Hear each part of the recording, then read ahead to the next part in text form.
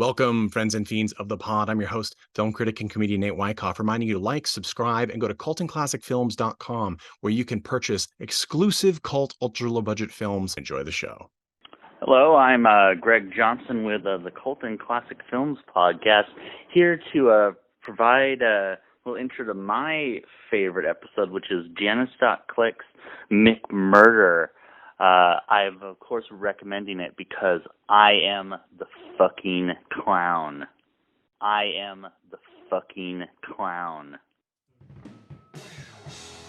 Welcome to Cult and Classic. Welcome, friends and fiends, to another full episode of Cult and Classic Podcast, the podcast where we talk about a mainstream and a cult movie, each of which have a thematic link, and we discuss them both. With you, as always, is me, your host, comedian and film critic Nate Wyckoff. This is an OG-style episode. We've got our original two contributors back, and I'm happy about it. First up is Tad Mastroianni. How you doing, Tad?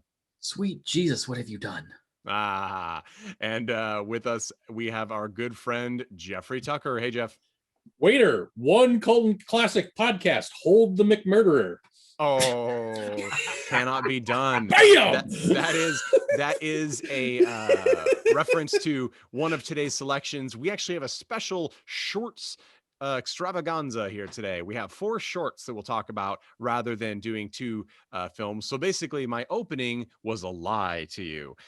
So let's get right into it. I'm really excited about this. We're going to start first with a film called Create Your Killer. It's about 8 minutes. It's by Sarah Gierksky, and apologies, Sarah, and to your cast if I mispronounce names. It is almost certain to happen, especially because my Swedish is horrendous. And this is a film from Sweden. And yeah, so let me just go into kind of a discussion of what is in this film. We get it's only 8 minutes, but I feel like they do pack a lot of potential in here and a lot of visual style, which is cool. Called Create Your Killer, and it stars 2 women and their male friend who's playing a video game on the floor in what looks like a rental house or a large dorm, like off campus. I don't know what it is, but it's a house. Playing a game. It's dim. There's video game posters everywhere. And one of the girls finds behind the TV a box with a VHS tape that says Create Your Killer on it and a remote. She puts the VHS in the VHS player, and it turns out to be some sort of vintage-esque, retro-esque pixel game where you use the remote to build your killer, which appears in the house in real time, and you can control unless you drop the remote and the batteries fall out, in which case the killer starts to kill. There's a little bit more to it. So first, I would just want to say that this film had really nice production. The lighting is great. The pixel effects, the music, the sort of synth, new wave synth soundtrack is very put me in the mood of indie games now, which are my favorites these days. That was a lot of fun. There's like this cute little ending where the survivor sort of uses, and this is a spoiler as always, but survivor uses the killer to sort of do their chores and such, and we get that in the form of a nicely animated sort of NES era video game animated montage of the killer doing nice things like making popcorn and taking out the dead bodies to the dumpster and all sorts of things like that. This is I actually received this film for review from Sarah way back in 2020, and I have to apologize up front for taking this long to get to it. But Sarah is working on a feature length based off of this premise and this project. So I think we'll start there. I think that it's got a lot of promise as a feature length because the idea is kitschy and it's fun. And in the short, she played a lot with sort of the archetypal horror characters, like a Chucky-esque character, a Jason Voorhees-esque character, Mike Myers, things like that, which was a lot of fun. Tad, what was your expectation going in, and what do you feel about this premise into a feature film transformation? It's an interesting stretch. It was cute. I liked it. It was for Sarah's reference, she missed a golden opportunity to throw the original 8-bit Friday the 13th soundtrack into this because I'm pretty sure nobody would have harassed her about it. I was affecting that when you're walking around the campsite and waiting for Jason to jump out at you. It didn't happen, but that's okay. It feels kind of like a live action version of the Friday the 13th game. It does. I'm sure somebody has that rights and would be irritated, and you would get some sort of DMA off of Vimeo or whatever. But yeah, that does have that vibe, a sort of you can't win vibe, if nothing else. So yeah, I thought it was. I mean, it was short. I mean, it's a short film, and it's about the length that we used to make our short films because we have short attention spans. So, I would be very interested to see what the final product for something that's kind of expanded out of that. I thought it was well self-contained, and I could definitely tell that there was a Scandinavian cast before I even saw the credits because I heard the accent leaking out. Every other sentence, I was like, oh, there's some Scandinavian leaking out here, but it was because this film is in English. And pretty excellent English is really nothing to clamor about there, I think.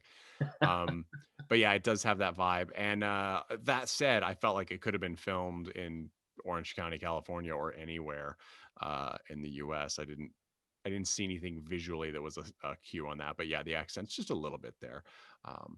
And Jeff, what was your expectation going in? And what do you think about making this concept-wise a feature? Well, the previous short I watched was horrible, so I had low expectations, but it was delightful. I mean, it gets you in really quickly and then gets you out really quickly. You get a little entertainment value. I do think the best part was like the little animated cute thing at the end. I agree. Was really good. Favorite. It was well animated. It really was well done. But yeah, going into a feature, I am interested to see what you pack in there.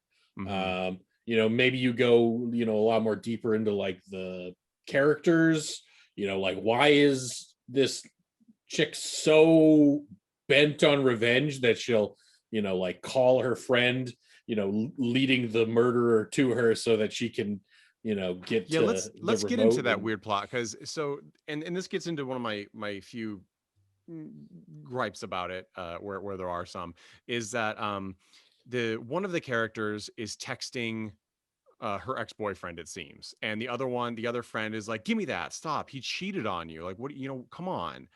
And then somehow while they're running from the killer and they're both hiding in closets in the same room and the killer's looking around, the friend with the cheating boyfriend seems to go through text messages of the other friend with her boyfriend, like she was the one that was cheating with, but how that would have happened, I don't understand.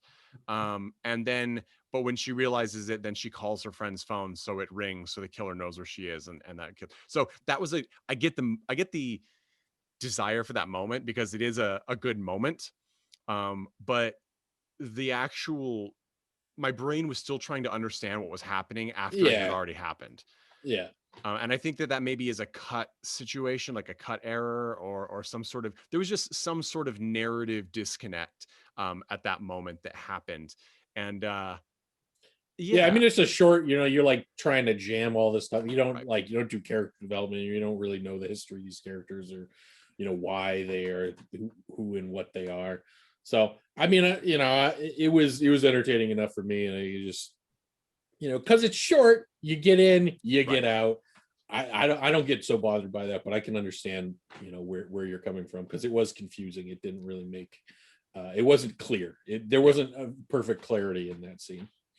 So because this is a minor hang up that I don't think anybody else should concern themselves with, but as such a, technology antiquarian, if you will, the idea of a VHS tape being able to in any way be controlled from a remote control in the way that it was, it did throw me off because it feels like something that you'd have an old you needed like definitely what, I don't know, the suspension there. You need quite a lot. It's like, okay, something's happening here. I'm just going to accept it. I think in another 5 years, I mean, granted, VHS is making a strange comeback in the collecting world, which many of our followers, like myself, are VHS collectors, and we've got a lot of specialty coming up on that. And we'll talk even a little more about VHS this episode. But it is it was a weird. I don't know that kids in the future will really understand that you couldn't possibly do the things that's being done with a VHS. Not even getting to the point of materializing, you know, a full creature in your house, but just the fact that you could not. You're like interacting with this Yeah, you would be tape pausing reel. it, you'd be Yeah, rewinding it, you'd be like looking for the timestamp. It'd be a nightmare. it's kind of like people who grew up with DVD, like thinking that like VHS works like kind of the same way, because you have like menus and stuff in DVDs. Right. And I mean, Sarah has a VHS prop and a VHS player in this film, so I'm sure she understands that, and it's just she's decided. utilized it. Yeah. So, but it did throw me off because I'm like, ooh, a big part of VHS is the incredible limitation. Yeah. Well, I mean, I think that it probably like first, like, you know, from when we were a kid, it's like, oh, you don't find a VHS, you find like, you know, like a record or like an 8-track or something, because it's like an artifact. So it's like, yeah, she had to do like an artifact essentially that they found. It was sort of like the Jumanji soft reboots where they've, you know, it's essentially an Atari like system that they find and no longer a board game, that sort of thing. Yeah. But yeah, I thought this was interesting myself. I really enjoyed the idea, and I thought that the visual effects, like the tracking hold on the killer when he's transported into the house, and they're like essentially in pause waiting for them to finish building the character or selecting a character, those were really well done. As I said, the lighting was really well done. Sarah is actually one of the characters in this. She plays Isabella, who I believe is the survivor, although I could be wrong on that.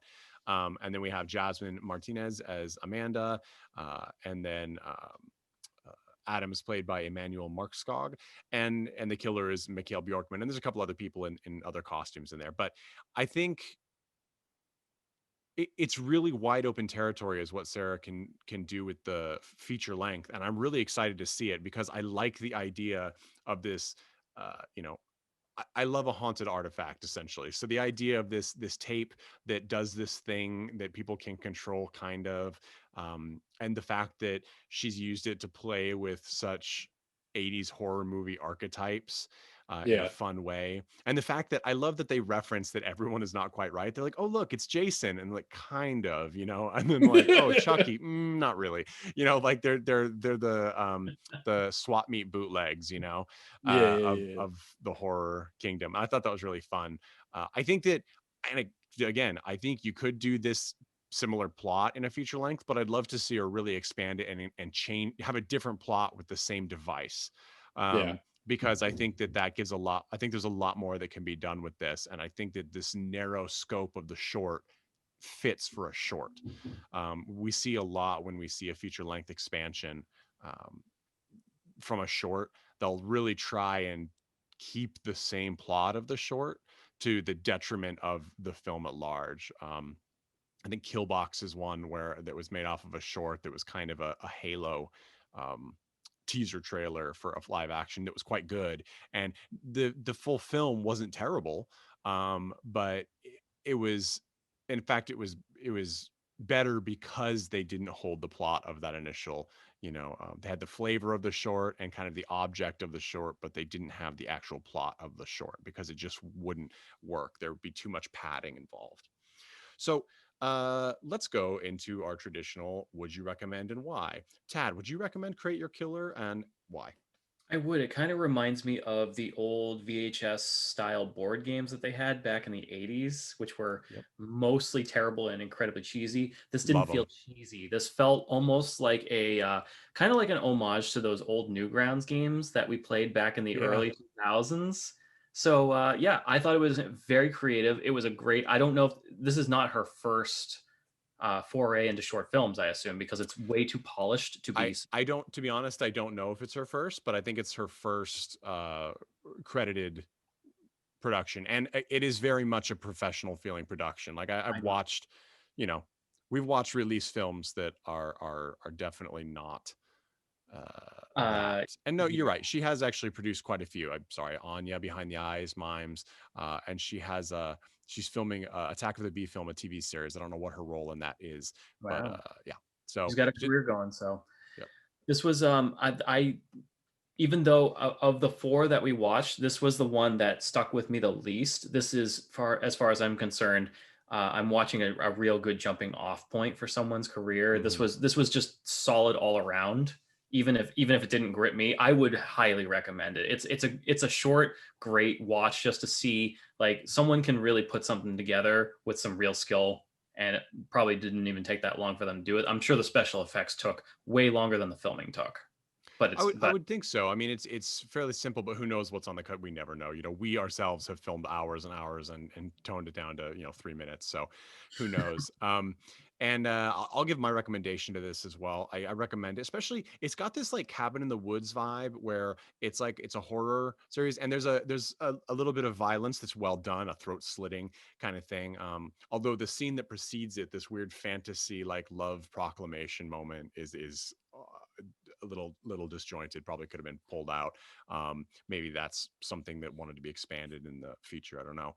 But yeah, it's got that violence and the humor. It's funny, and it's exciting, and it's got a good premise. So give it a watch if you get the opportunity. I don't think it's available for purchase yet, but I'm sure it will be, or is screenings at theaters, things like that. And keep a watch for Sarah's full length of this when it comes out.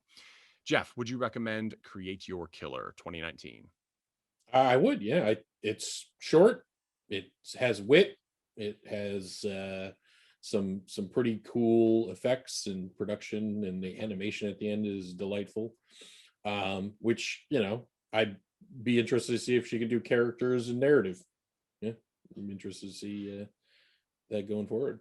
All right. Well, and of course, Sarah, you're welcome to come on and talk about your project. We'd love to hear it, and so would our listeners. So let's move on to the next one. This is going to be divisive. I'm just going to straight up say this reminded me, this upcoming short reminded me of why I got into film journalism and film critique, because it is, and film studies. It is it's batshit bonkers. I cannot talk this up enough in ways that might confuse some people. What we have here, and for those watching on video, remember our YouTube Cult and Classic podcast. It is McMurderer. And it is, this is a Janice.click short film.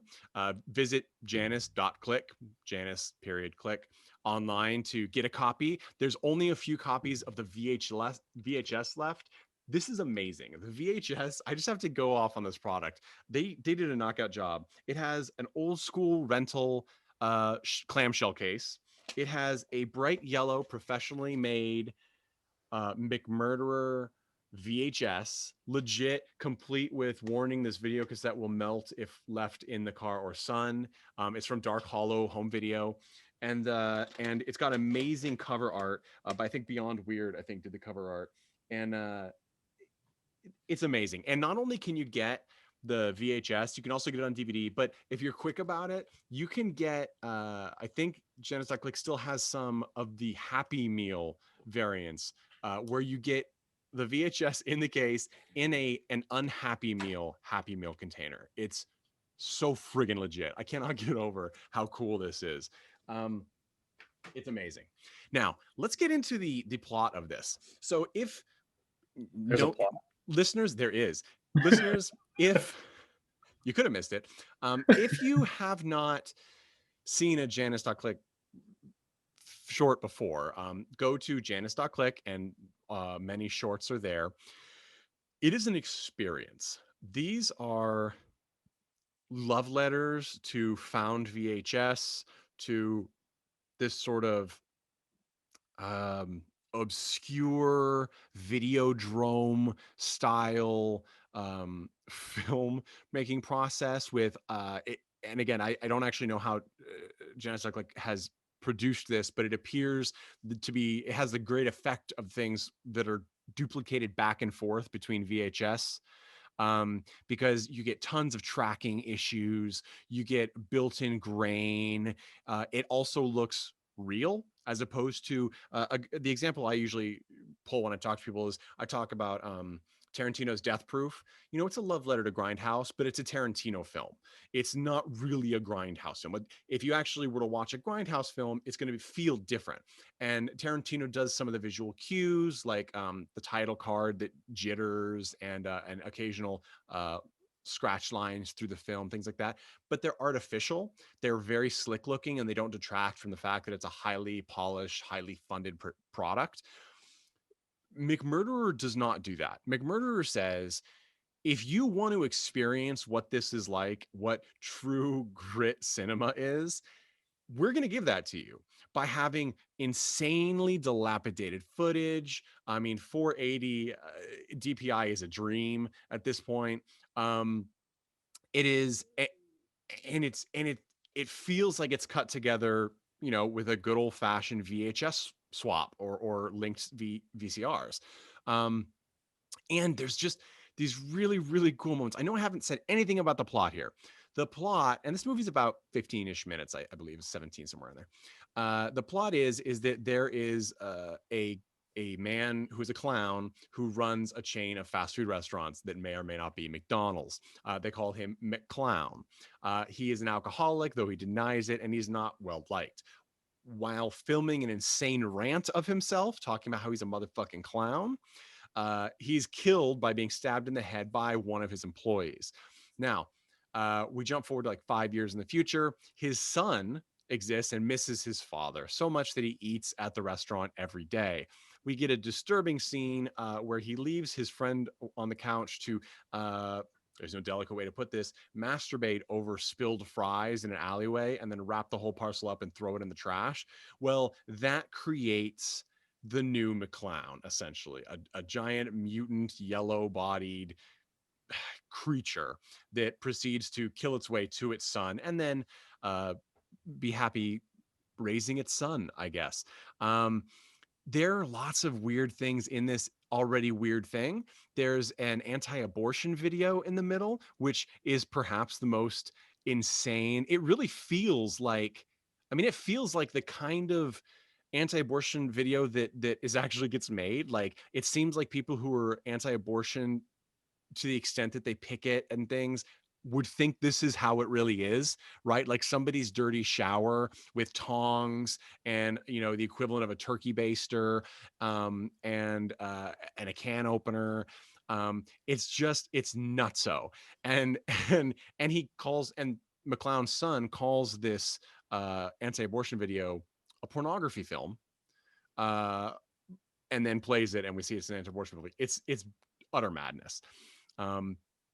Then we get to the end, of course, and where new McClown and son seem happy together, and then we get credits where there's this awesome sort of like Director's commentary, it sounds like. Well, yeah. So there's the credits themselves are credit such people as Mike, and then we get this like tag on end where the producers are like led by JANICE.CLICK, or referred to as the maker, going into this cave in the woods to explain that McDonald's went after them, and then they hear something and they have to flee, and that's the end of the video. There's so much more to this. There is, some of the characters speak in subtitles. There's no audio for them. They just have a subtitle on the screen, and the character next to them will speak to them. And many of the characters wear bizarre masks throughout the entire, just as their face. And what it reminded me of, to my absolute joy, was the disturbing 80s bizarreness of the indie game Hotline Miami. Hotline Miami was like this love letter to Cold War paranoia and retro pixel art and synth new wave soundtrack. McMurderer pegs that and then takes like the video nasty era and the bootleg genre and just crams it in there together, turns the blender on, and then poured out whatever it had into a VHS case. It's nutso. We'll just go to this. Jeff, I know you have thoughts on this. I don't even know where to start, man. I mean, this is just, I mean, I'm enjoying the fact that you are like so amped up about it. I'm enjoying the fact that he actually explained the plot to me, because I didn't get that. I got most of it. I think there was some elements there that I may have missed. But it just was like, I don't know. It's just too like horrible and Like, No, I mean, I dig it. understand that you're coming from this from like an art kind of angle, but it just was like, it was just a mess on a mess on a mess on a mess for me. It was just mess. And then jizz on the mess. Yeah, and then just like half the I'm scenes, thinking like squeeze- people were like looking away from the camera, doing some sort of mayonnaise. I think was the. I think I'm not sure that was the intent, is that haha, it's mayonnaise, but still oh yeah, it's always gross. But the thing is, so yeah, what always impresses me though about JANICE.CLICK shorts is the amount of effort that really goes into making it so legitimately degraded. It's just not that easy, right? I mean, when we all have cell phones in our pockets that outdo the high def, or the pre-high def footage that was done with a $3,500 Panasonic, a decade ago, it's nuts to think that someone's actually working with VHS or using some whatever methods there are that JANICE.CLICK is using to degrade this to the level. I mean, even the subtitles are burned in and degraded in the footage. They're not placed on there fresh on the top. I kind of find it magical. I mean, there were issues, right? Like there are times when the sound is just a little off. I didn't catch all the lines. But as was claimed, of the quote unquote porn film in this film, it was found unmarked in a Goodwill dumpster. This is what you imagine finding unmarked in a Goodwill dumpster. This is what, as a dumpster diver, I wish I would find, and I always think in my dreams I would find, and I never do. Like, this is the kind of thing that in 10 years, if it's dropped off the face of the planet, I'll be hard pressed not to make a bunch of unmarked, beat up VHS duplicates and just donate them to Goodwills and Angel View resale places across the state, because I want other people to know the feeling of getting this and putting it in a VCR and truly being horrified and amazed and enthralled by what's happening. Like it's just there's no explanation that could make it it truly, it blew my mind in a way that so many films try to do and they can't possibly accomplish because they won't go all the way. Whereas JANICE.CLICK really went all the way to make this a masterclass in how to damage your film. Tad, what was your expectation going in, and what do you feel having seen it? Okay, so I expected sort of a parody of, so if anyone have we talked about Evil Ronald on this podcast yet, Nathan? So we haven't talked. So I will say this. So when I reached out to JANICE.CLICK and said, because they posted a picture of the cover for McMurderer. I don't even think they posted a picture. I think it was just a logo at the time. I can't remember.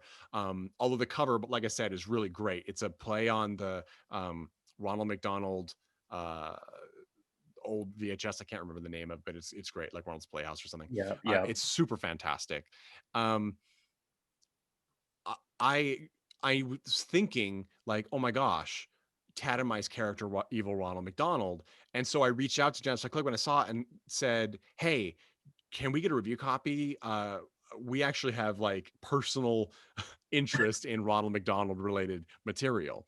And they said, absolutely. And they sent it on over. So who is Evil Ronald? So Evil Ronald is a complete fucking mistake that happened because I got a copy of SmackDown Shut Your Mouth back in around the time that one of the movies in this podcast was created, around 2002 2003. We played around with the character creator for hours on end, and it was one of the greatest character creators ever, and still in many video game circles, the WWE games are known to have amazing character creators. We accidentally created an 8-foot tall clown with a giant afro and striped basically spandex and we picked the creepiest moves we possibly could to accommodate this character. And it became just basically like an internal meme or an inside joke for our group for quite a while. And I recently picked up a digital, totally not pirated copy of SmackDown Shut Your Mouth so that I could recreate these characters. And I actually sent a video of it to Nathan, and he got excited. But basically, it ended up being a character in our actual comic book series that we had back in the post high school days. That's And right. And you Nathan guys had can some, find the character Jetty Punk and several of his stories in the Rearded zines, which you can pick up from our shop at coltonclassicpodcast.com. Support the pod. They're cheap. They're great. so Yeah. the best part about this is it's a convergence. I can totally understand why this is why this is OG right here. This is a convergence of that combined with the convergence of my absolute failed fucking senior project, Zombie Dance, which we have mentioned previously on this podcast, which Yes, is we have. just exactly this. It's a borrowed VHS camcorder and VHS duplication for editing, and me deciding that it was a great idea. For instance, instead of getting actors, I need a cop. Why don't I actually go out and get a cop? Which turned out exactly what you would expect. Cops in real life, most of the time, they don't have any acting skills, and therefore, every scene that I tried to film was a complete disaster. But at the same time, my script was a complete disaster because I was in high school. I had no fucking clue what I was doing, and it wasn't as dirty. That's the thing. This movie is filthy in every single way that I could have never conceived of in high school when I have $0 and basically borrowed equipment. This is worse and yet better at the same time. It's so hard to explain, but my movie has no coherency. If we could actually pull it out to this day, it doesn't exist. It's literally gone because it was before the days where we could have transferred it digitally. But if we had it today and I put them side by side, I would absolutely side with McMurderer because it was somehow better than my fucking film. Yeah, so I guess I totally understand what you're saying, Jeff, and I think Janice.Click does as well. I think it's well acknowledged the bizarreness and the level of insanity it's you sort of have to be damaged to love this kind of thing. And but I do. And I mean this film, it has when I explain it, it's going to sound vile. You know, we've already had masturbation over French fries, creating a creature. There's also as I said, the anti-abortion video where we watch someone who I'm fairly certain is someone who identifies as a very masculine male, pretending to be a woman, firing a plastic baby from between his legs into a dirty shower, and then squeezing bottles of some sort of fake blood or barbecue Ketchup. sauce out. And Gotta then be. afterward, it seems like the doctor might give some sort of enema. I don't know if it's supposed to be feces or blood spraying out. I don't know. I didn't catch if there was any dialogue in that moment. But it's just, I mean, it sounds vulgar. And it is, but not in the way you think. It's not grotesque in the way that, like, oh my gosh, that sounds disgusting. It's that the entire presentation is it's unclear what the joke is and who's in on it or not in on it. And that's what makes it so brilliant. Like, we recently did an episode where we talked about 8mm and 1979's hardcore, where they have these footage of snuff films. This is what I imagine if I were to find a real snuff film, the vibe. Like, Yeah. it's bonkers. It couldn't be this bonkers in the room when it was being made. It couldn't. It only comes with multiple levels of degradation, reproduction. It's so far removed from reality that it's mind-blowing. Check this out. And guys, McMurderer, okay? You can find this potentially online. It will be taken down at some point, but I do think Janice.Click had it online. But I urge you instead, if this sounds at all interesting, go to Janice.Click, the website, and purchase a copy on whatever format you want. You can also check out Janice.Click's other short films because I don't know how to describe it. There's nothing else like it in my library. It's the This kind is of thing that this I is look for and I so rarely find. And I'm super happy to have this. And shout out to Janice.Click. I know how to describe this, Nathan. This is a work of art. And by a work of art, I mean it's one of those things where you don't know if it's bad or good. It just is. Fair. And therefore it's art. In some ways, it reminded me of the video installations that I'd go to at the galleries, you know, that were real popular in the early 2000s, right? You know, you'd have like a big ceramic egg the size of a 400-pound man, and then above it you'd have a video monitor playing people frying eggs and flipping them, you know, in a pan. Like that's sort of just bizarre insanity where you just look at it and you're like, I'm supposed to get something here. I'm going to keep looking until I do. It's like the Snob Film Festival. Remember, we Yes. submitted to the Snob Film Festival, and the one movie that was about the woman just in her apartment talking on the cell phone or just talking to herself. I can't even remember clearly. That is the only thing I remember from that, but yes. But at the end of it, all I can think of is, in that instance, I go, clearly, there's clearly a thought process here that someone just didn't have the resources to flesh out properly, which I can kind of, that's what I was kind of talking about with Zombie Dance. We just didn't have the resource nor the skills to flesh that idea out. This is one of those things where I feel like they not only fleshed out the idea, they finished it and went, there's no way we could have done this better. Absolute magnificence. It's perfect. Print it. That's the feeling I get from this. If JANICE.CLIck releases a feature-length film and puts in the amount of heart and just and clearly innate sensibility that they have into it, I will champion it to the ends of the earth. I would. You try to make, if you make me watch that, I will kill you. I will watch it twice for him. This is just like, so let's go. Let's jump to the recommendations here. Jeff, would you recommend McMurderer, and if so, why? No, I mean, clearly, no, of course not. It's horrible. You're not going to enjoy it. I don't know what the fuck Nathan's talking about. I don't know what universe he's living in right now. We clearly do not align on this one, but I'm very much enjoying listening to him describe his point of view. I really do love this film. I will just say this, that the opening where the worker is trying to get into, I guess, the office or whatever to set up, and he's like, the boss is in there filming something, but this is before he breaks in and kills him for whatever reason.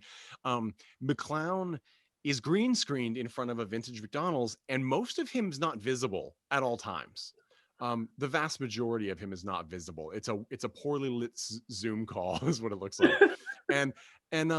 But it's somehow, it worked for me.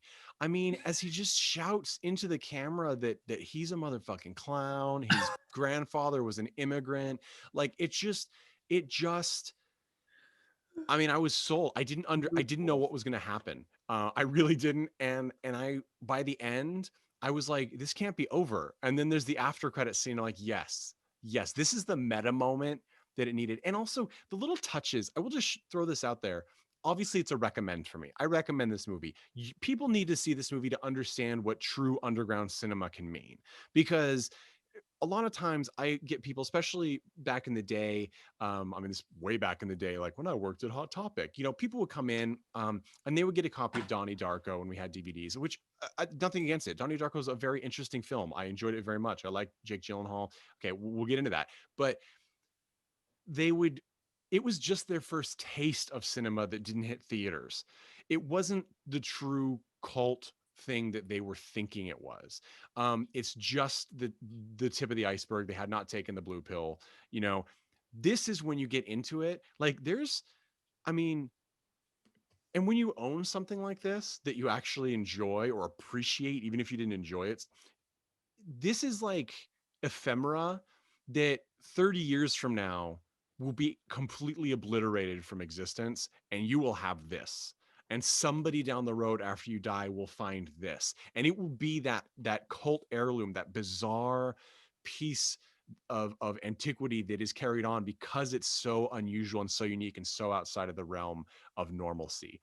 I just want to throw in there that there are moments like at the end when the producers are being led by the filmmaker to the cave, that their responses are, again, just subtitles, but there's also like the cry of an infant occasionally. Like there are these little sounds and sound effects that are put in throughout this. It's like, it's the amount of energy spent on putting in disconcerting, unnerving sounds and visuals that William Friedkin did in The Exorcist. Like it's just, you don't even, at a certain point, you can't even consciously process it all because there's so many things you're trying to make out.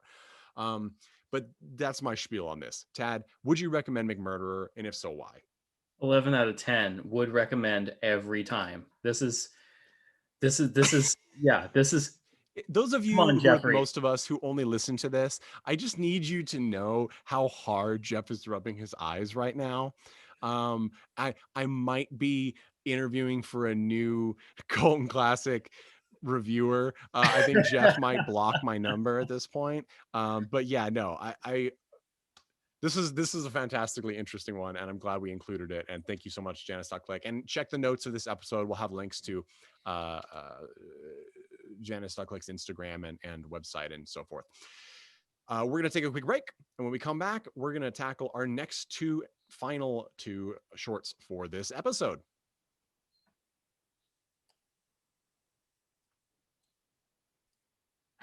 And we are back. I want to thank all of our listeners, as well as all of our cast members here on Colton Classic Podcast, for sticking with us through all of these fascinating creations that mankind has tossed into the visual media well. Up next this is the most technically impressive film of our selection of 4 this week. And it's one that I am baffled as to how I did not hear about it when it came out originally in 2016. This is Fanorama, the Futurama fan film. It is a live action episode of Futurama, kind of. We'll talk about that in a minute. It is part human actor, part it appears 3D augmented actor, part practical effects. So things like, if you're familiar at all with the show Futurama, you know what I'm talking about here. But just for people that aren't, the plot is there's kind of a Joe Schmo likable nobody who gets frozen cryogenically accidentally and woken up like in the year 3000 or something along those lines.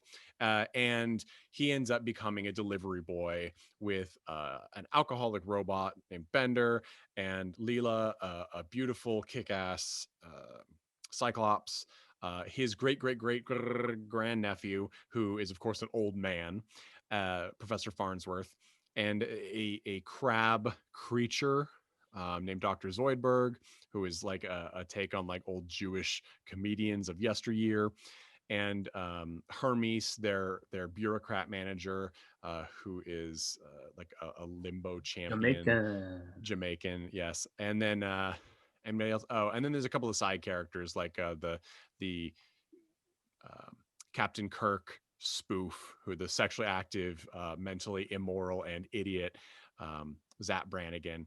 Anywho's, there's a lot of characters in here, and there's a lot of nods and a lot of jokes that fans of the series will get in this.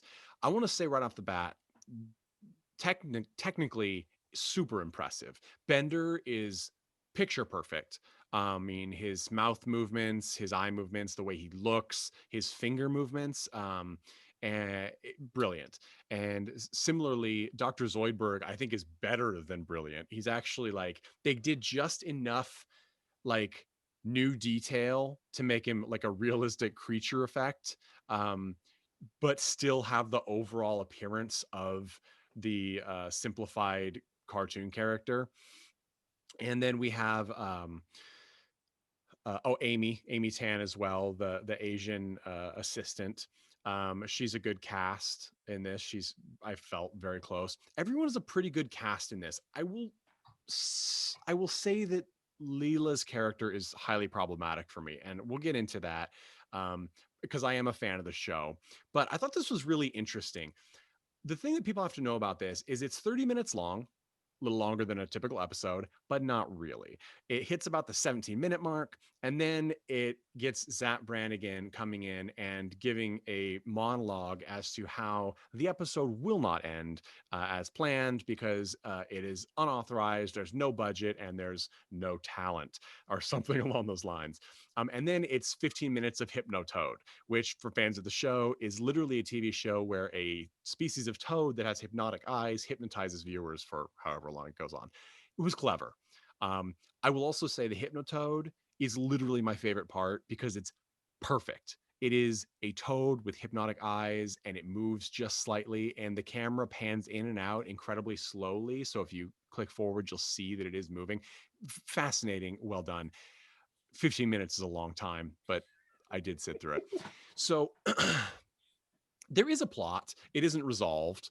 They're taking like a doomsday device along with a crate of giraffes to some planet for some reason, and pirates attack them, and it ends. That's where it ends. Zoidberg is supposed to go save them. I'm not sure what the intent was for this. Let's go to Jeff. Jeff, what were you expecting going in, and how do you feel now that you've seen it?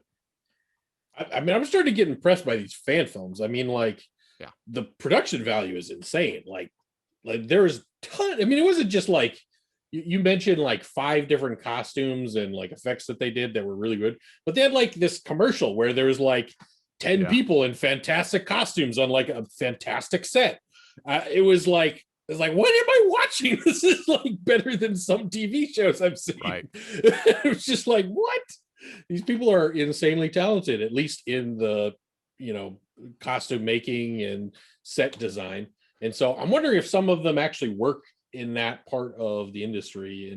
And this is just kind of something that they bring home. I didn't really look up anybody's credits, so I don't know, maybe Nate has some. Yeah, well, that's interesting to touch on. So everyone in here is working to some extent. Dan Lanigan is the director and the writer, along with Andy Klimczak and Cody Frederick. And Dan Lanigan, along with, I don't know if Katie is his wife but some other relation.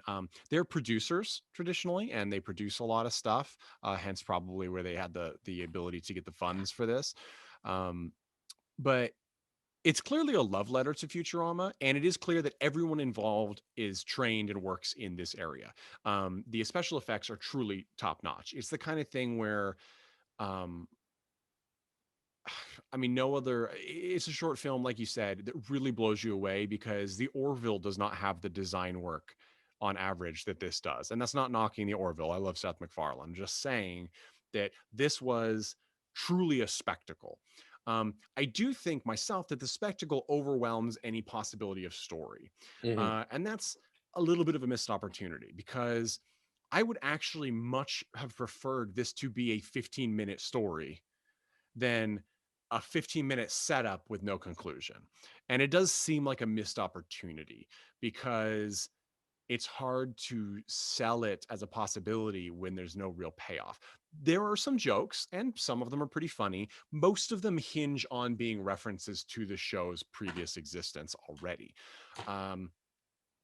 If you got in, and Max Stone Graham, if you got in writers from the actual Futurama series, I'd be fascinated to see what was happen. Here's the other question that everybody's going to be asking right now. How are the voices? Well, I'd say most of the voices are pretty good, but there are some that are not. So there's a reason some are really good. So Victor Yerid is Bender. He's Hup in the Dark Crystal Resistance series. Andy Klimczak, also one of the writers, was Zoidberg, did quite well. I thought Marshall Porter did well as Hermes. Olivia Yang did decent enough. Rich Little kind of killed it as Richard Nixon. Richard Nixon's head has a little monologue in here, and I mean, I'm a huge Nixon fan. I probably mentioned it on the podcast before. Not a fan of him as a president, but a fan of the story and the fall and all of the ins and outs of his presidency. There was lots of it. The one that's a real big miss for me, and again, guys, I'm going to say this because it sucks to single somebody out, especially in sort of a labor of love like this. When you say someone's not good for this role, it doesn't mean they're not a good actor or they're not skilled. You can still be not good for the role. Okay. And what I'm going to say is that Katie Lanigan is not a good Leela. I think she doesn't sound like Leela. She doesn't act as smoothly as the others. It's very much it feels like someone who hasn't acted a huge amount on film doing an okay job, which is commendable. But Leela in the series is a very strong character who's no nonsense, but also sometimes nonsense when it benefits her. She's a realist, and it's nice. She doesn't have that in this. Also, from a design standpoint, at first glance, her being a Cyclops with a big 3D eye on her face is quite impressive. And in some ways, it is impressive. However, it is in zero ways emotive, which is a big problem because in the animated Futurama show, they can be very emotive with her eye because she essentially has the same eyebrow line that everyone else does. It just goes into one eye instead of over two eyes. But that doesn't happen here. We get a very thin eyebrow line that really doesn't move. You just have then eyelid for expression, which is not an effective way to do it. It makes it very difficult to read. She just seems sort of pissy the entire episode. It really didn't do it for me. And the voice, again, uh, you know, you can't beat the original voice of Leela. I mean, all the way from why am I blanking on the show that she was in? Huh? Married with Married with Children. Children. Katie Seagal. Yes, that's right. Katie Seagal is amazing. And Married with Children, she was amazing and beautiful. And you really need a standout in that position. Her costuming is fine. Everybody's costuming is quite good. It's really down to, you know, exact specifics. There's a couple of weird moments. It's hard not to imagine with the amount of bits and pieces of new stuff put in there, like Jeff said, the commercial, that there wasn't some distant hope that maybe we're going to make this and maybe somebody at Fox will see it and be so, or Comedy Central, Viacom will be so blown away that they'll bring us in to do it. And that sort of feels like the vibe with like the half story and stuff and all these little extra things, like Fry at one point like gets a lay eggs in me sticker put on his back by like a tentacle reaching out of a crate and like then fist bumps the tentacle or whatever, or high fives it. Like it's new stuff that feels like it was trying to promise this is what we can bring to the show, instead of let's make a short film that really just is so much a love letter to the show that everyone who watches the show is going to enjoy it the whole time and be invested and satisfied at the end. Tad, I didn't really ask you, what were you expecting going in and what's your takeaway? I expected trash garbage because I am probably one of the biggest Futurama fans you will know. My family and I speak this show as a second language, and I'm going to send this to my family and I'm going to tell them they need to watch it because it's funny you say that it's a love letter, Nathan. I considered this more like the revenge porn for Futurama.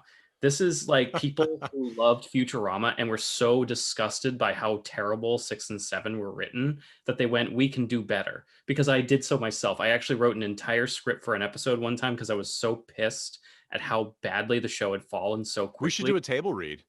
Oh, if I still have it, that's the thing. It was called fixmyrobot.com. It's basically a parody of fixmypc.com, where basically Bender just gets injected with malware. That sounds great. Anyway. So the point being is that this to me felt like they went, we can do better. And they didn't necessarily feel like they were going to get it picked up. They just wanted to show the writer, the cast that did 6 and 7. It's like, this is what you weren't doing, because the last 2 seasons of Futurama were garbage. I watched them because I was a fan, and at the end of it, it left a bad taste in my mouth and made me wish that they had just kept it canceled so that I could have better memories of it.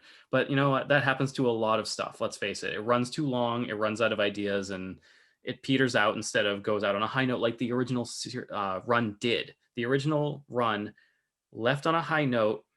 It was disappointing, but at least you had the great memory of going, that was solid writing all the way from start to finish, and it never really got Simpsoned, because The Simpsons just keeps going and is never good anymore because, let's face it, it hasn't been good for over 20 years. I will disagree with you on that. I think that it has peaks and valleys. Of course, it will never capture season 4 or 5, No. but I'm going to disagree with you on that front. I mean, there's even shit in season 8, 9, and 10 that's good and decent, still feels Really? classic, and then just gets bad.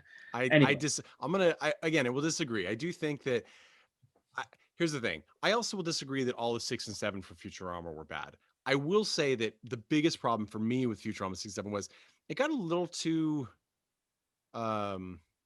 almost nihilistic, the characters, because part of Futurama is that they're really deep emotional story arcs at some point, too emotional, frankly. They went a little farther than some things aren't happy.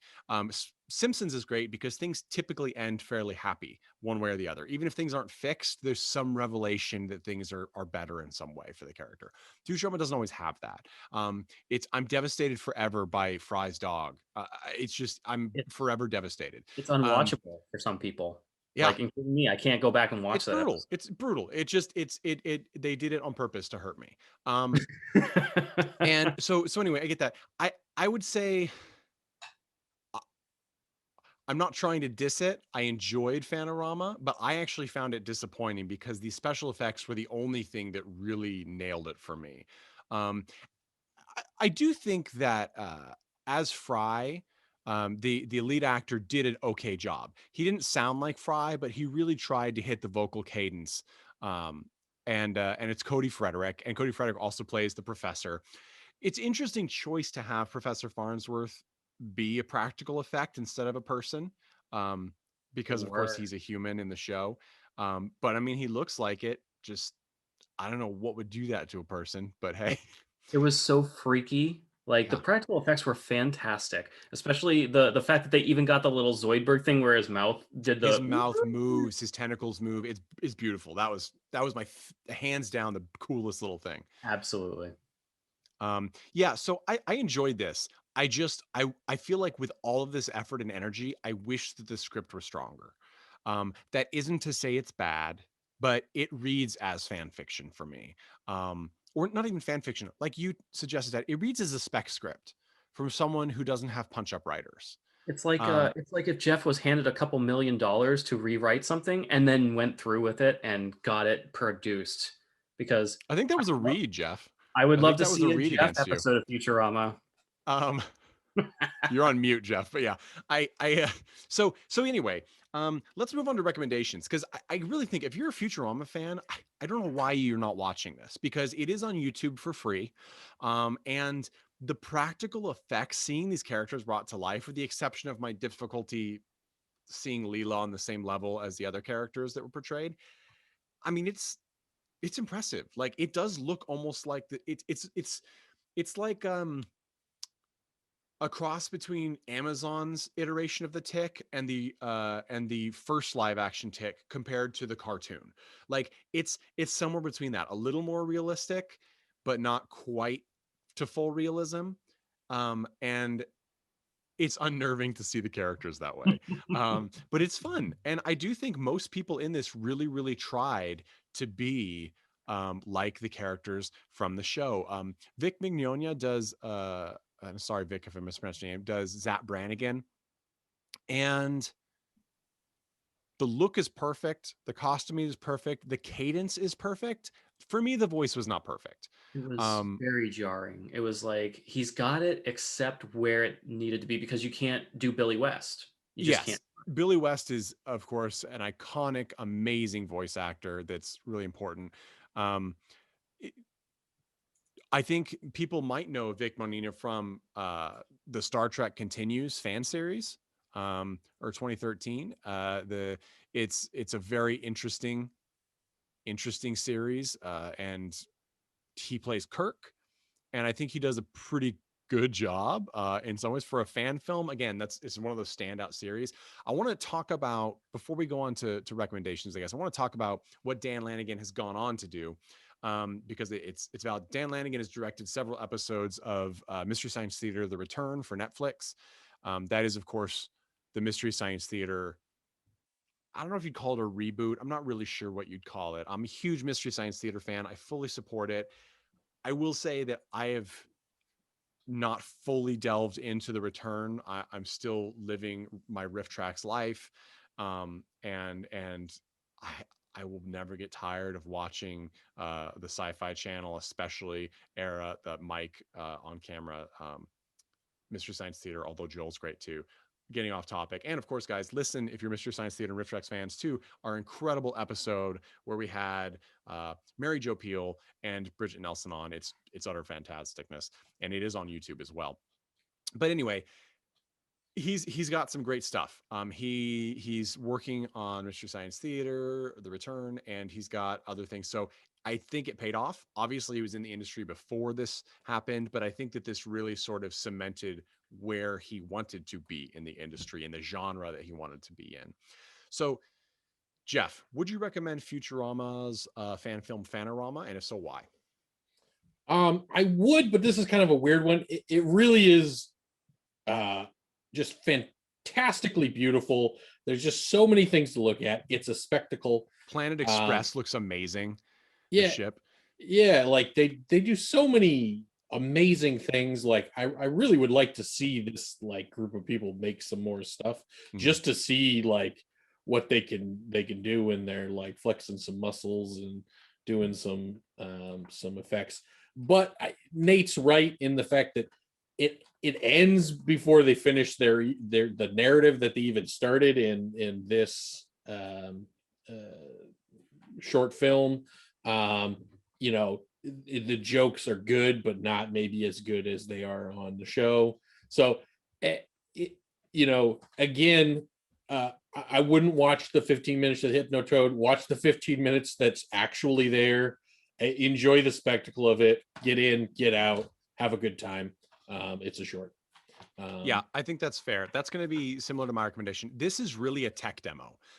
In the gaming industry or in the computer industry, you know what a tech demo is. It's something game makers put together or hardware workers, software workers put together to show off the incredible things that can be done with their product. That's what this is. It really is a thing saying, hey, look at what we can do.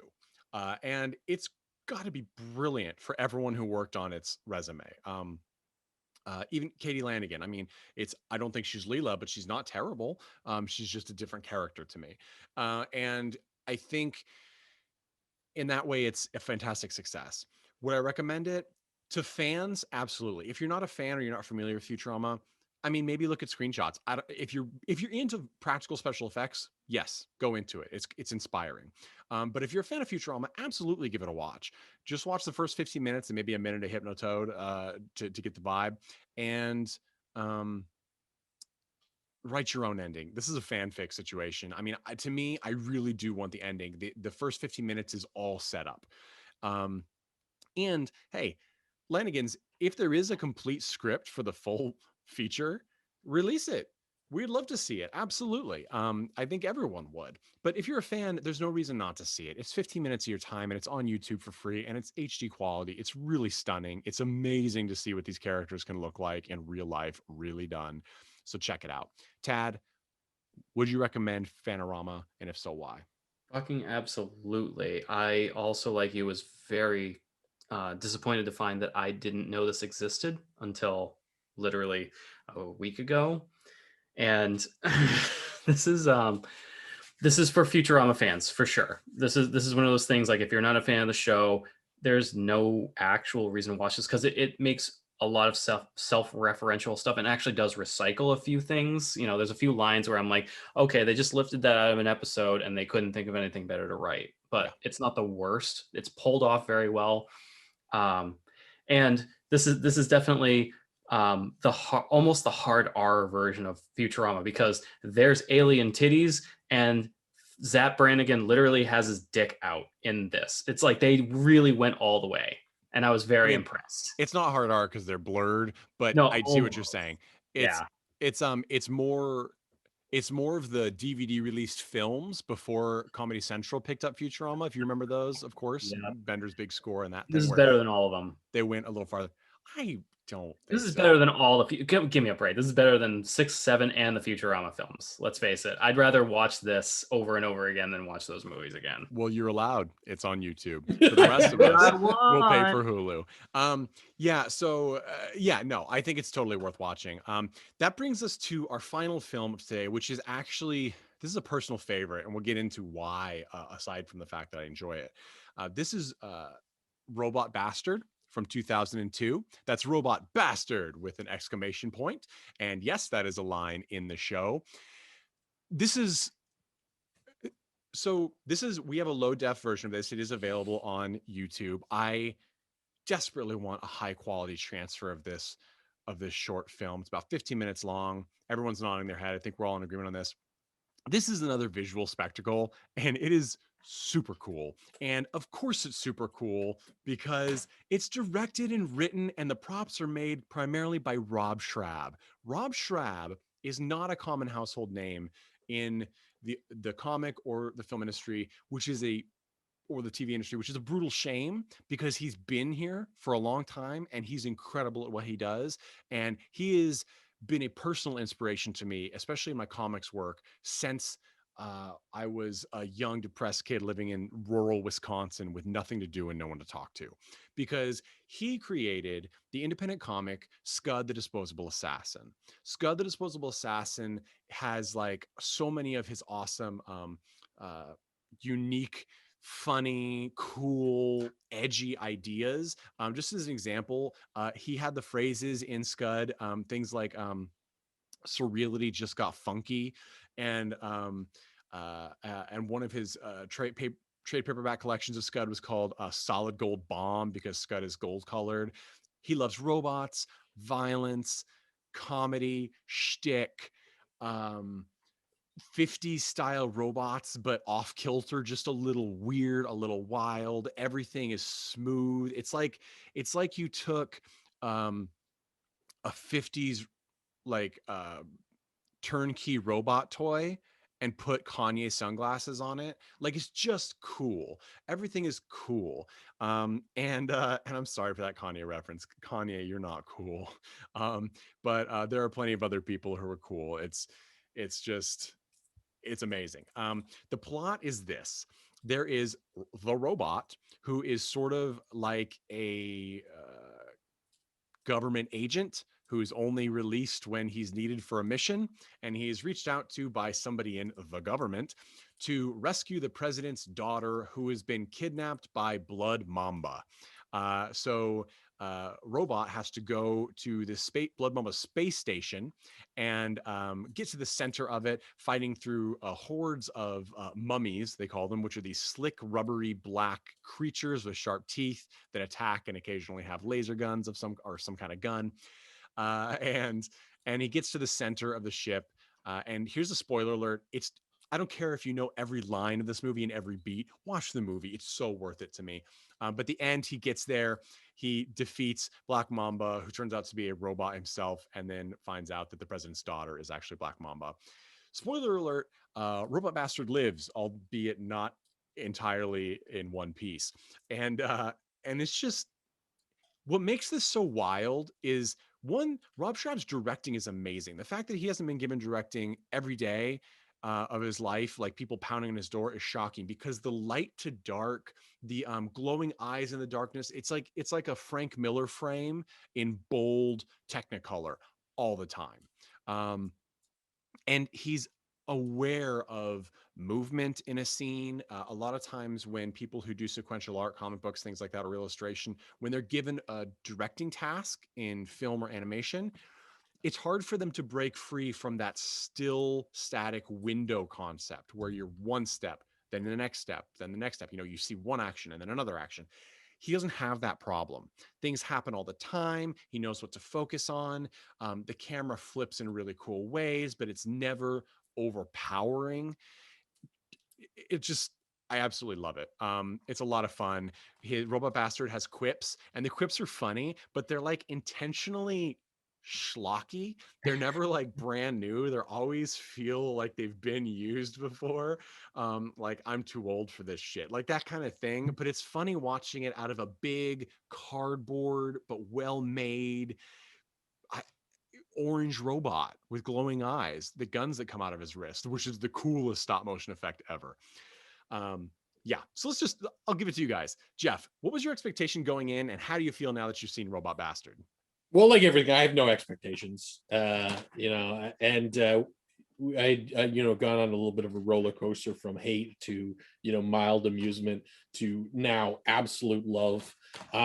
I mean, right from the credits, I'm telling you, so I'm like watching the credits, and then Jeff Davis's name comes up, and I'm like, oh, is that the Jeff Davis? Because, it's Jeff and Davis. Those are common names, like could be anybody.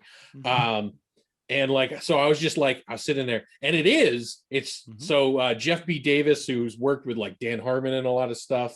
He's on like Whose Line Is It Anyways, is like the fourth chair every once in a while. Yep. I freaking love his voice. Like, I just it's awesome. He has just the greatest voice. And he's a really funny guy. He obviously does like a lot of improv and stuff.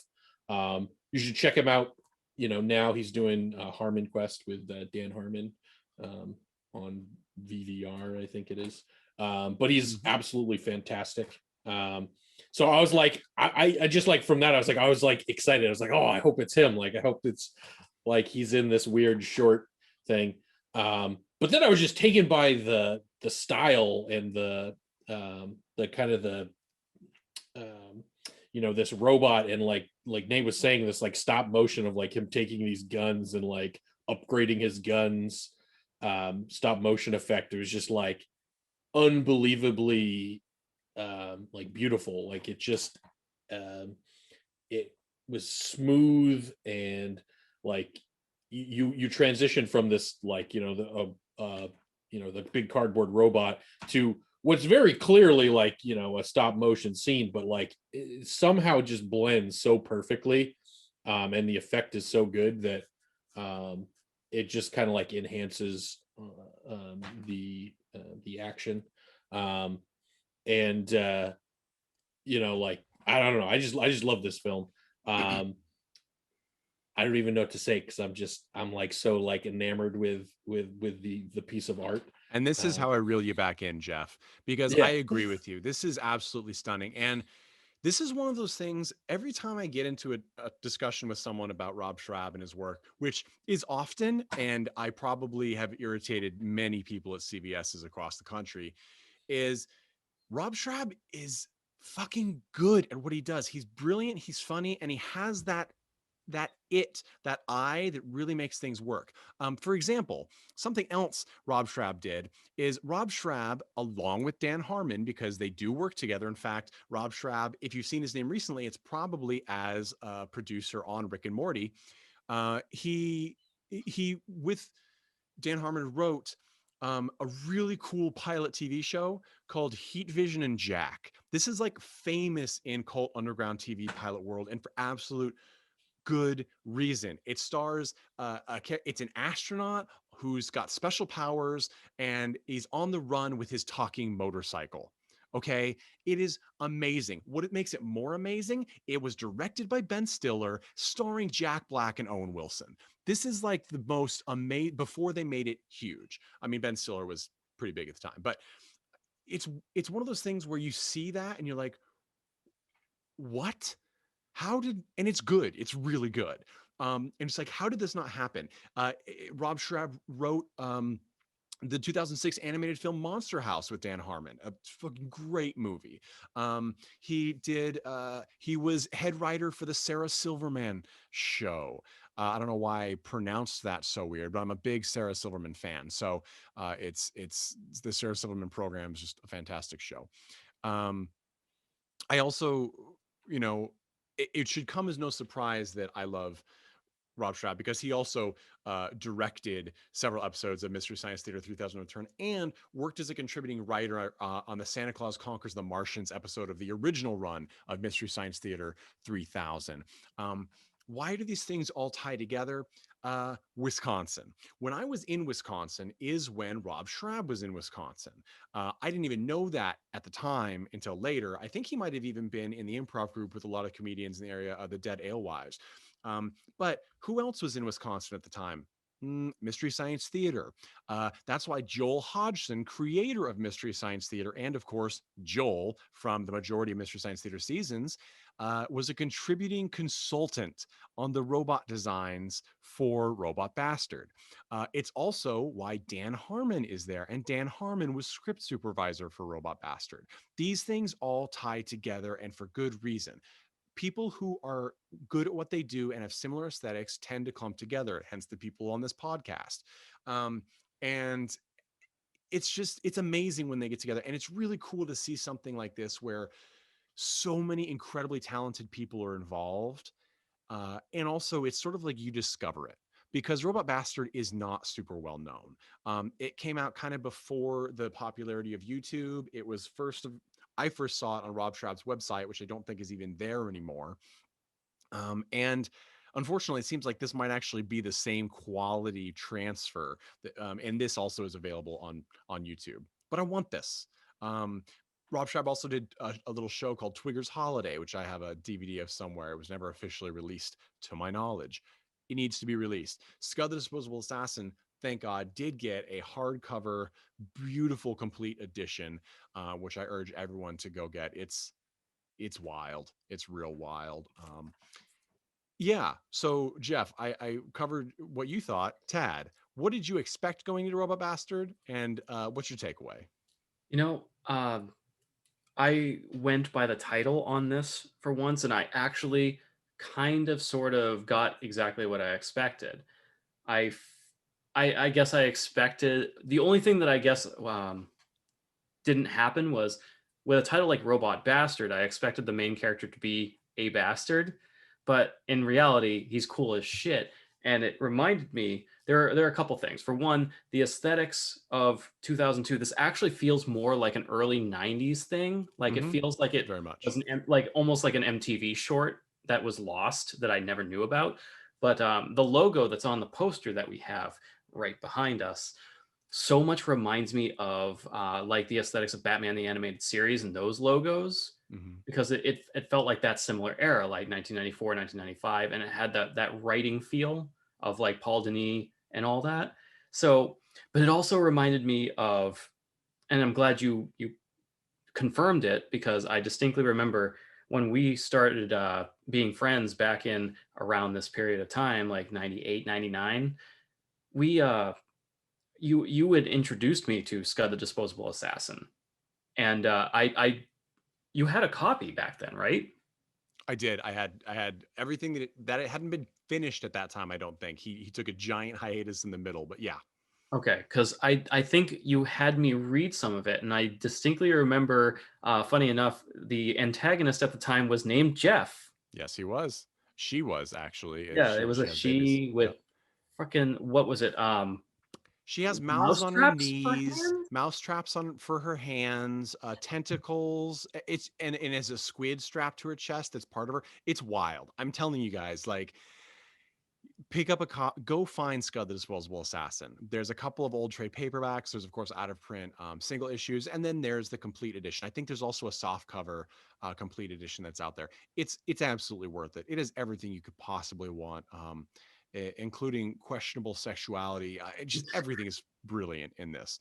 Um, I also so just quick while we're talking about the cast, because it really is just voiceovers, tons of extras playing the mummies. Um, and as Tad said, Jeff Brian Davis as the villain, and then Robia Scott is Catherine, who's the president's daughter, aka Black Mamba, and she is usually credited in her works as Robia La Morte. She has an interesting history. She's a dancer, and she danced for Prince on Diamond and Pearls tour. Is on a cover of that, and is also been in music videos. She's got a very tiny part in this original Spawn movie. She's the reporter on the scene, and I think she's a reporter on the scene, but she's one of the reporters. If that's not the case, it's been too long. I'll have to rewatch.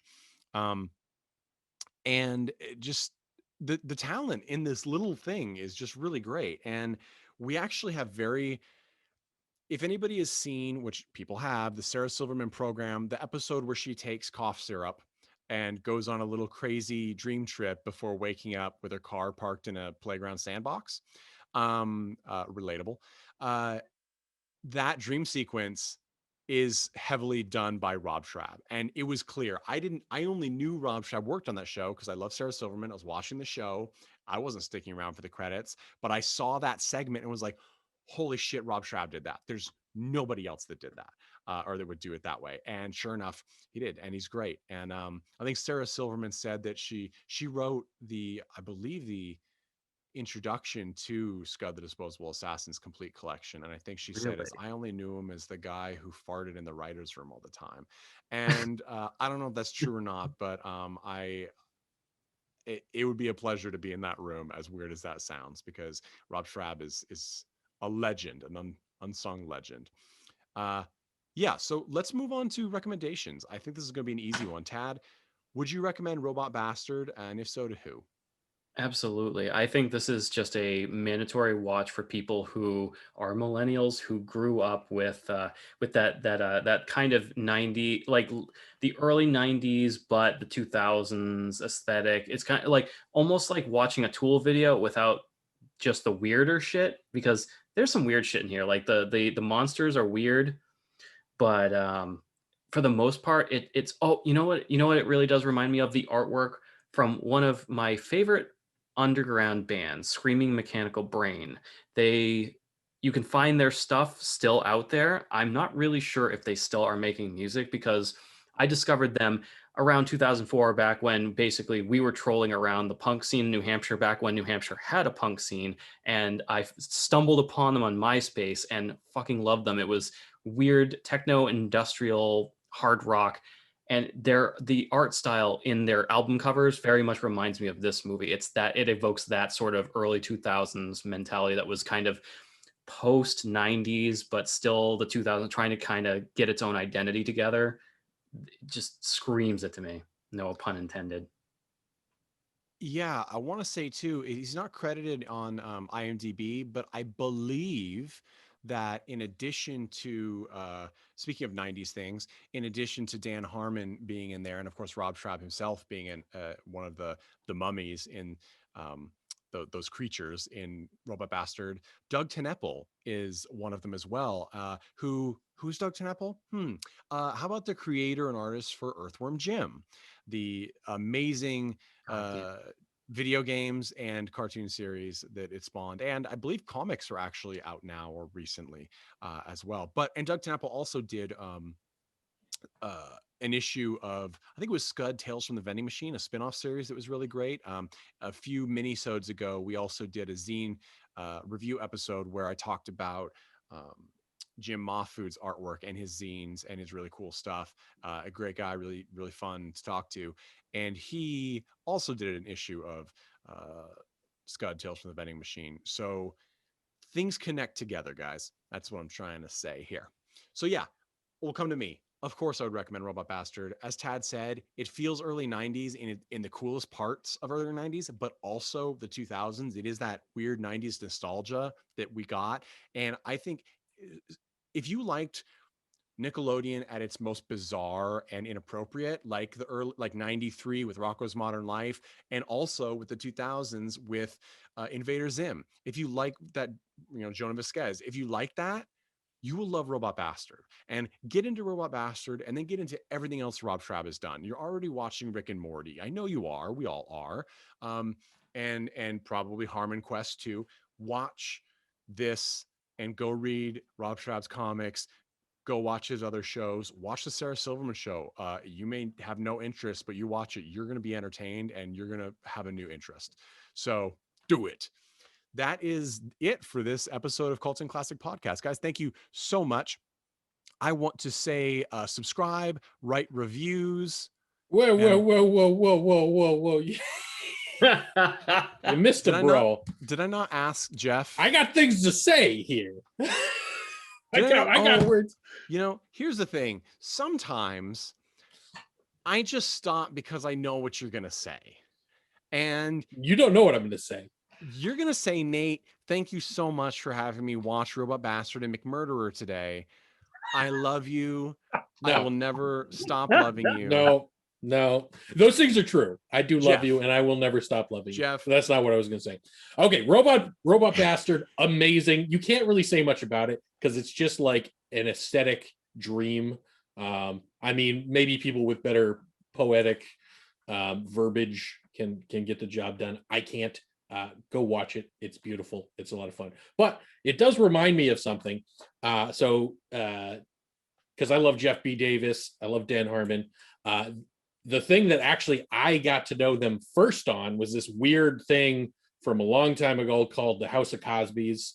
It is pretty damn funny. It's like Rick and Morty before, like, 10 years before Rick and Morty existed. And if you enjoy this sort of thing, Cosby sent, or his lawyers sent, like cease and desist letters because he was portrayed in a offensive or degrading manner without his consent. So if you enjoy somebody, doing something to Cosby without his consent, take the time and go and watch The House of Cosby's. You will be entertained. It's funny. Jeff B. Davis is one of the voices. There's tons of other people who do voices and stuff in that. Check it out. All right, The House of Cosby. I will absolutely check that out. And of course, Dan Harmon was also a character in Twigger's Holiday, that series I mentioned from Rob Schrab. And I think too, is it Channel 101? I believe you can find some of their early stuff on as well. And that's a lot of fun and really, really strange. I think Swords Kill Asians was another short series on that.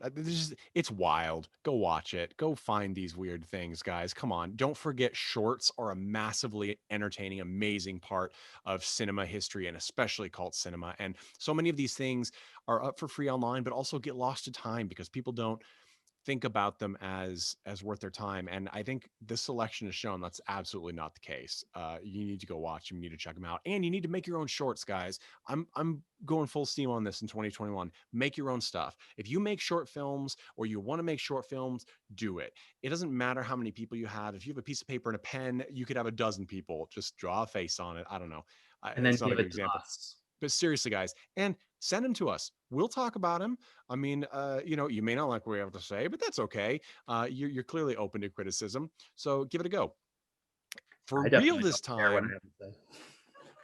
well, for real this time, thank you guys for listening to Cult and Classic Podcast. This has been a very fun short extravaganza episode.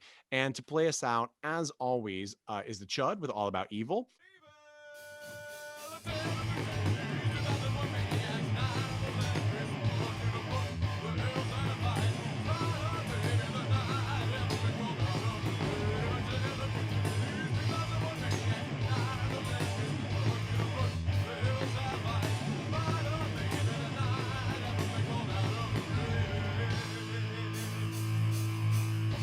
Hey everyone, thanks for listening to Cult and Classic Podcast. This podcast is important to me, but what's more important are the rights, privileges, and freedom from violence of everyone in this country and in this world. And that means supporting Black Lives Matter. If you'd like to make a donation, please go ahead and visit cultandclassicpodcast.com, where we have a list of places you can donate and help out. And please stay safe.